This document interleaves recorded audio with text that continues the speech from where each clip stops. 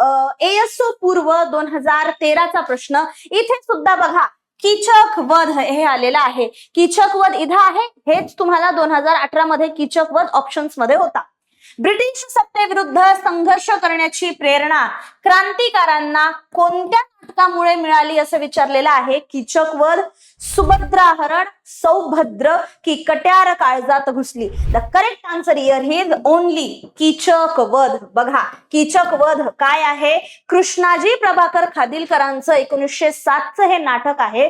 महाभारतावरील एका घटनावरती हे आधारित आहे आणि ते भारतातील तत्कालीन ब्रिटिश राज्य पद्धतीवर टीका करणारं होतं.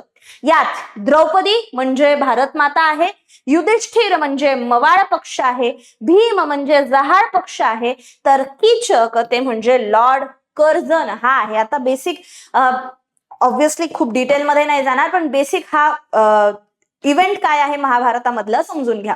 जेव्हा त्यांना अज्ञातवास असतो पांडवांना, ते 1 वर्षाचा त्यांना अज्ञातवास करावा लागतो. 13 वर्ष जंगलामध्ये आणि 1 वर्ष अज्ञातवास. त्या अज्ञातवासाच्या वेळी ते विराट नगरमध्ये आश्रय घेतात. विराट नगरमध्ये आपले रूप बदलून राहत असतात.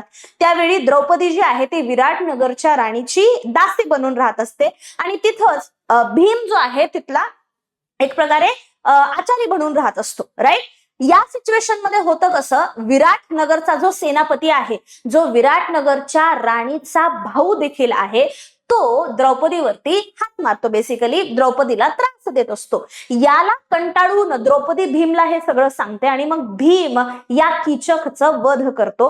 कीचक जो आहे, जेवढा भीम बलाढ्य आहे तेवढाच कीचक सुद्धा बलाढ्य असतो. पण या दोघांचं इथे वध केलं जात असतं आणि त्यालाच पूर्ण कीचक वध असं एकंदरीत इव्हेंट म्हटलेला आहे. आणि यामध्ये इथं भारताच्या कॉन्सेप्ट मध्ये कीचक कोण, ते म्हणजे लॉर्ड कर्झन आहे आणि त्याला मारण्यासाठी आता जहाळ पक्ष गरजेचा आहे, ना की मवाळ पक्ष.